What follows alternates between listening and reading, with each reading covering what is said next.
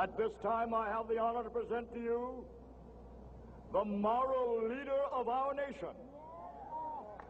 I have the pleasure to present to you Dr. Martin Luther King, Jr.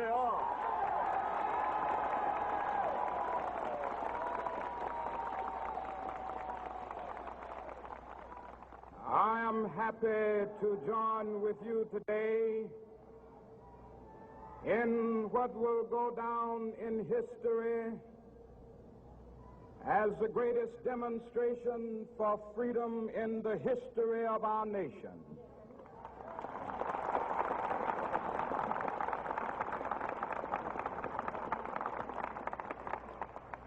Five score years ago,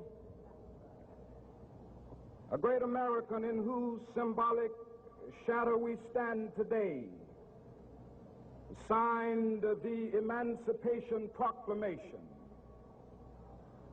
This momentous decree came as a great beacon light of hope to millions of Negro slaves who had been seared in the flames of withering injustice. It came as a joyous daybreak to end the long night of their captivity. But 100 years later, the Negro still is not free. 100 years later, the life of the Negro is still sadly crippled by the manacles of segregation and the chains of discrimination.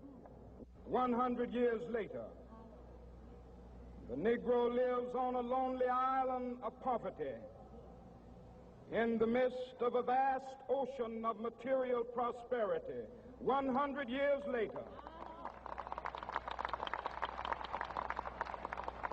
the Negro is still languished in the corners of American society and finds himself in exile in his own land.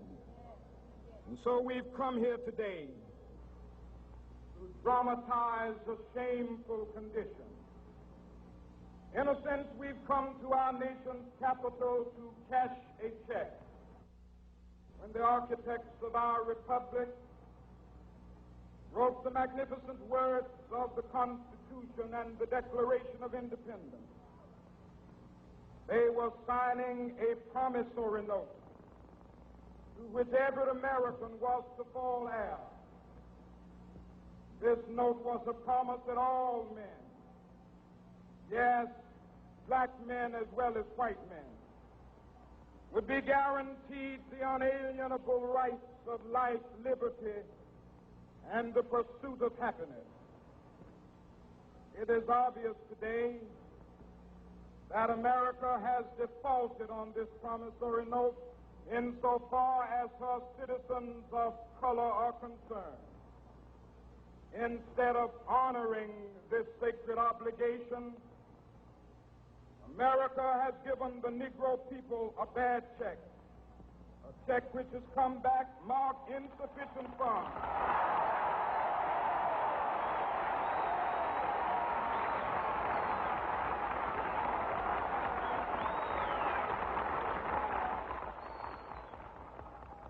But we refuse to believe that the Bank of Justice is bankrupt. We refuse to believe that there are insufficient funds in the great vaults of opportunity of this nation. So we've come to cash this check, a check that will give us upon demand the riches of freedom and the security of justice.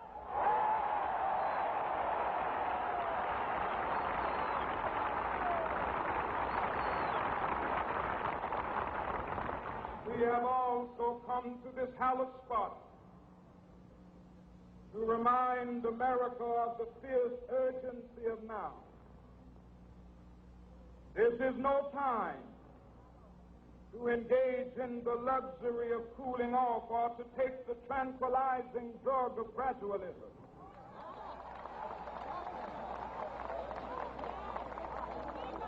Now is the time to make real the promises of democracy. Now is the time to rise from the dark and desolate valley of segregation to the sunlit path of racial justice. Now is the time to lift our nation from the quicksands of racial injustice to the solid rock of brotherhood. Now is the time to make justice a reality for all of God's children. It would be fatal for the nation to overlook the urgency of the moment. This sweltering summit of the Negro's legitimate discontent will not pass until that is an invigorating autumn of freedom and equality. 1963 is not an end, but a beginning. Those who hope that the Negro needed to blow off steam and will now be content will have a rude awakening if the nation returns to business as usual.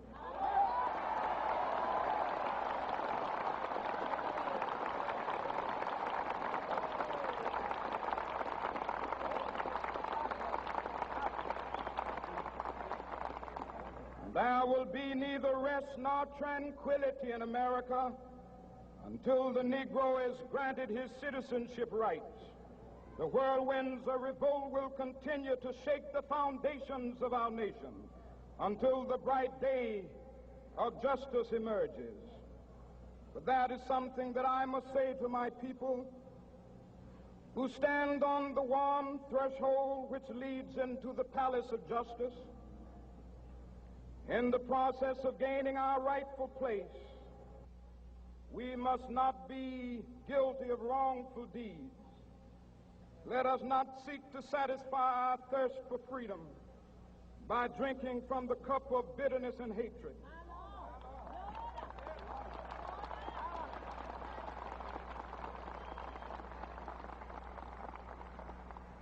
We must forever conduct our struggle on the high plane of dignity and discipline. We must not allow our creative protests to degenerate into physical violence. Again and again, we must rise to the majestic heights of meeting physical force with soul force. The marvelous new militancy which has engulfed the Negro community must not lead us to a distrust of all white people. For many of our white brothers, as evidenced by their presence here today, have come to realize that their destiny is tied up with our destiny.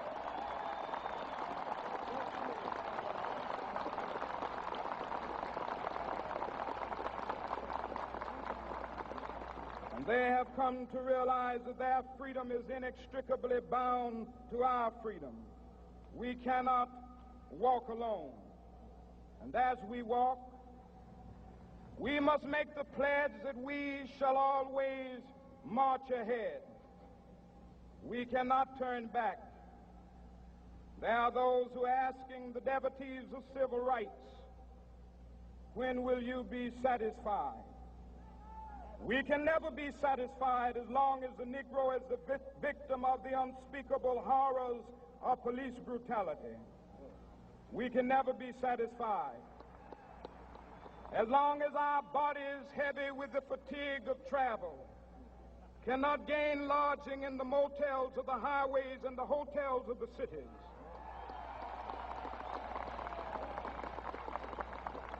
We cannot be satisfied as long as the Negro's basic mobility is from a smaller ghetto to a larger one. We can never be satisfied as long as our children are stripped of their selfhood and robbed of their dignity by signs stating for whites only.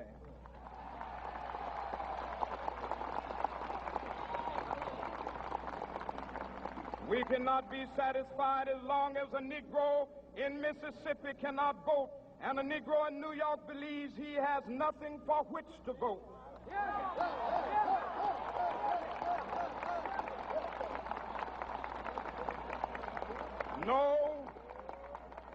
No, we are not satisfied, and we will not be satisfied until justice rolls down like waters and righteousness like a mighty stream.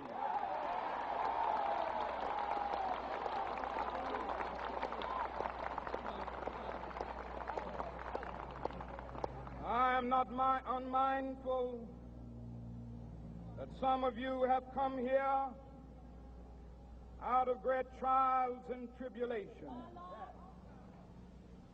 Some of you have come fresh from narrow jail cells. Some of you have come from areas where your quest for freedom left you battered by the storms of persecution and staggered by the winds of police brutality.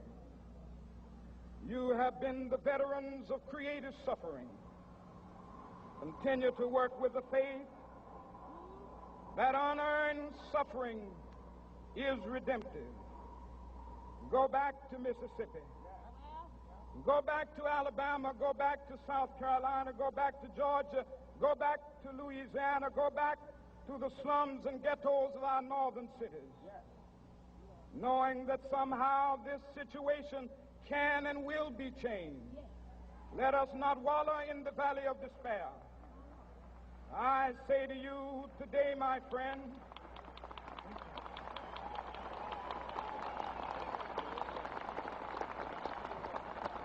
it was also the last country to end slavery in 1888. So what does that show us? It shows us that slavery was not only an issue in the United States, it was also a worldwide issue, as the free forced labor of the Africans built the economic foundation for many nations. On this backwall, we detail just some of the major crops that enslaved Africans in the United States were forced to harvest and plant: tobacco, rice, sugar, rum, as well as cotton. By 1860, Charles Hamilton Houston set out to finally overturn the visual evidence of school disparities during a tour through the South. Houston, along with his former Howard University law student Thurgood Marshall, developed a strategy to establish a series of legal precedents to strike down de jure segregation enforced by law. Houston informed African Americans that this was going to take a very long time, and they might not win all the cases, but it was the best way that they had to change their circumstances through the legal process. Houston and Marshall began with law schools, designing a strategy based on the fact that they were too costly and specialized to maintain for separate races. A brilliant practical maneuver. They don't need to go into the details for a judge to understand what a bad law school looks like. The team found their first plaintiff, student Donald Murray. In 1936, Maryland's highest court declared that his constitutional right loving fashion.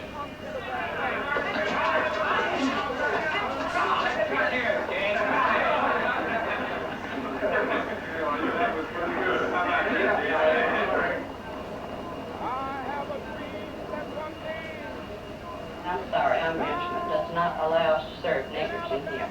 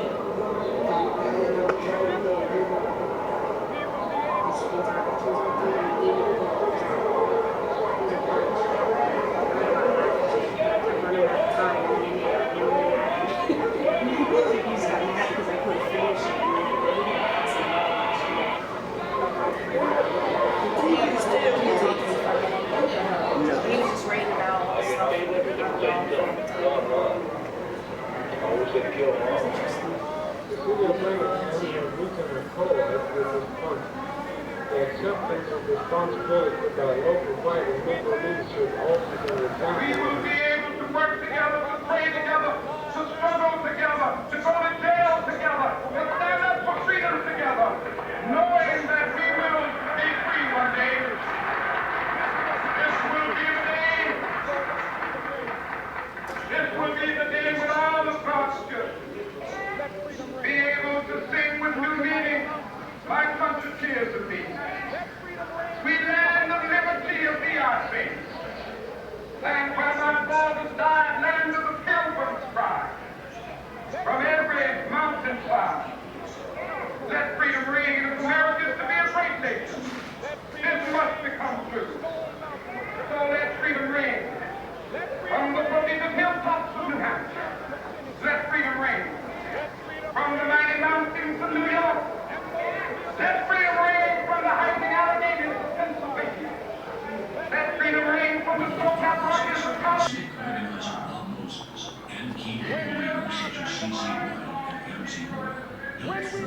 country, a council of federated organizations, a coalition between the four major civil rights groups in Mississippi. In the spring of 1964, coffee launched the Mississippi Senate Project, a dramatic initiative that put the struggles of blacks in Mississippi before the eyes of the nation.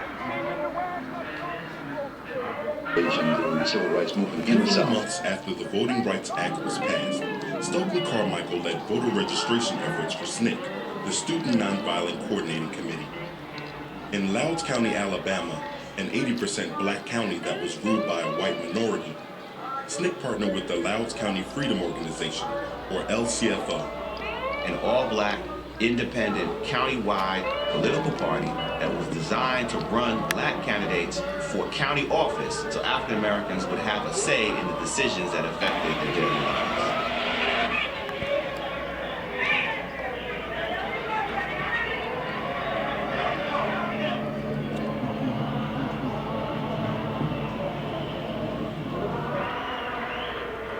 And in this struggle, you have the absolute support, and that means financial support also of the Southern Christian Leadership Conference. At this time, I have the honor to present to you the moral leader of our nation. I have the pleasure to present to you Dr. Martin Luther King.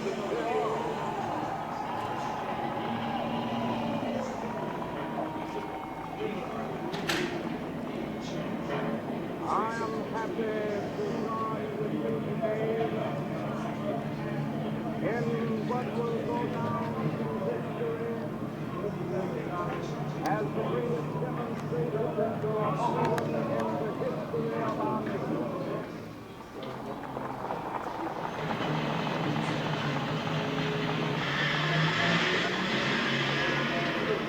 Searching victims, passing stronger laws, training, and then ultimately building these campaigns to end it. One of our core measures of success is how many survivors Signed the Emancipation Proclamation. This momentous decree came as a great beacon light of hope to millions of Negro slaves who had been seared in the flames of withering injustice.